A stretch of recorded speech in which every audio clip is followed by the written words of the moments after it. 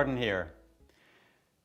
Today I'm going to talk a little bit about vulnerability and why everybody is so afraid of vulnerability. A good friend of mine asked me a while ago. She was in a little bit of a bad state, or just a bit confused and stuff like that, and struggling with a few things. And suddenly, kind of out of the blue, one day, she wrote to me and asked me, how can it be that my boyfriend is the only one that I'm not afraid to cry in front of? Like, why can't I do that in front of anybody except my boyfriend? He's the only one that I dare to cry in front of. Why is that? I don't understand it.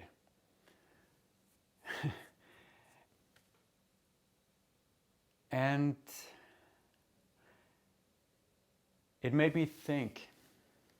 Obviously, I had to think a little for a few minutes to give her a proper answer, to kind of explain it in a good way. But it reminded me of when my grandfather passed away. My grandfather and grandmother was married for more than 50 years. Most of their life, they lived in a beautiful big old house, a few hours outside of Copenhagen. He had always been the patriarch in the family. He was a retired doctor, taking care of family and providing, and he was one of these real sweep everything under the rug, never show emotions, just, really old school kind of guys. So obviously my grandmother was colored by this, but my grandfather passed away. So my grandmother was left alone by the age of, I think she was close to 80, 79 or something like that. We'd been to the funeral, saying goodbye to my grandfather. We came back to their house, to their big old house, and it was just me. My grandmother was sitting. I was sitting in this. Their big. You can see the back of my living room here. Their living room was twice as big, and I was sitting in this big old leather sofa, like really old traditional country type house. Over by the window, my grandmother was sitting, and by the other window, across a coffee table, my mom was sitting. And suddenly my grandmother says, "Oh, I think that went quite well. I managed to almost not cry at all during the funeral." And yeah, right, you thinking what I'm thinking? Because I was thinking, whoa, wait a minute. There's something very wrong with what you just said.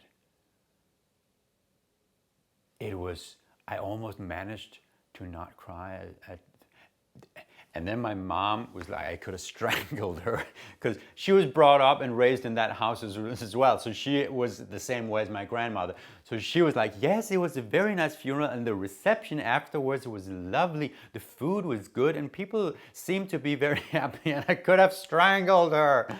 Because I just wanted to say to my grandmother, are you insane?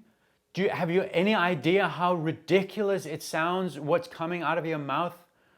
You're happy that you almost managed to not cry at the funeral of your husband for more than 50 years. How, in what world can that ever be a criteria of success?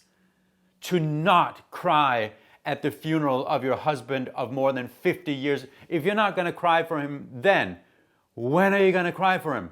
Tonight, when your loved ones, your family have gone home and you're left alone in this big old room? Are you going to lie upstairs in your bedroom in this big bed with half of it suddenly empty, crying into the pillow? What? Shut up!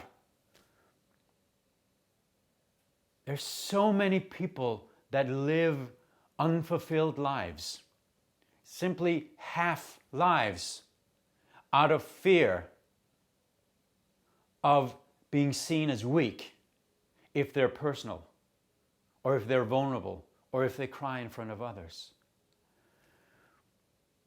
So I said to my friend, when she asked why, I don't understand why I can't cry in front of anyone except my boyfriend. And I said to her, have you thought about, if you think about it, vulnerability in its honest and pure form is the only state, it's the only kind of behavior that nobody can ever react negatively towards.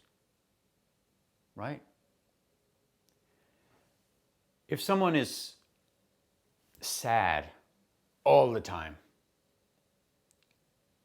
you won't admit it, but